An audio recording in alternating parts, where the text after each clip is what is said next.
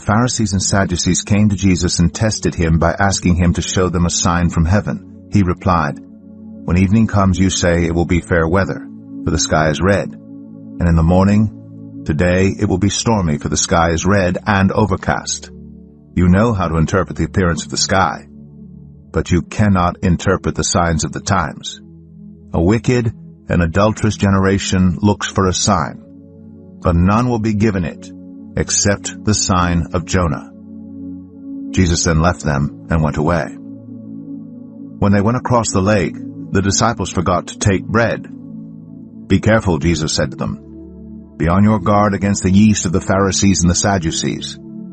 They discussed this among themselves and said, "It is because we didn't bring any bread." Aware of their discussion, Jesus asked, "You of little faith, why are you talking among yourselves about having no bread? Do you still not understand? Don't you remember the 5 loaves of the 5,000 and how many basketfuls you gathered? Or the 7 loaves of the 4,000 and how many basketfuls you gathered? How is it you don't understand that I was not talking to you about bread, but be on your guard against the yeast of the Pharisees and Sadducees?"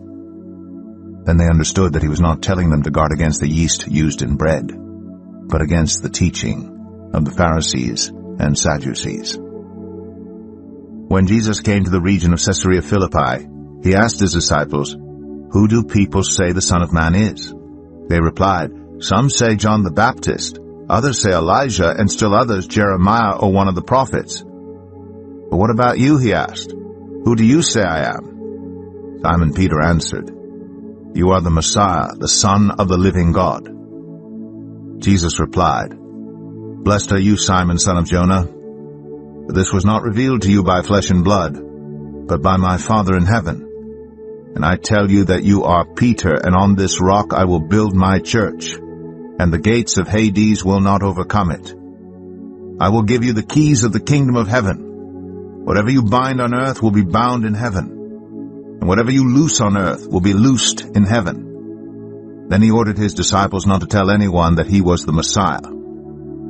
From that time on, Jesus began to explain to his disciples that he must go to Jerusalem and suffer many things at the hands of the elders, the chief priests, and the teachers of the law, and that he must be killed, and on the 3rd day be raised to life.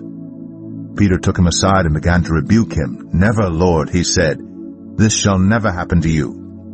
Jesus turned and said to Peter, "Get behind me, Satan. You are a stumbling block to me. You do not have in mind the concerns of God, but merely human concerns." Then Jesus said to his disciples, "Whoever wants to be my disciple must deny themselves and take up their cross and follow me.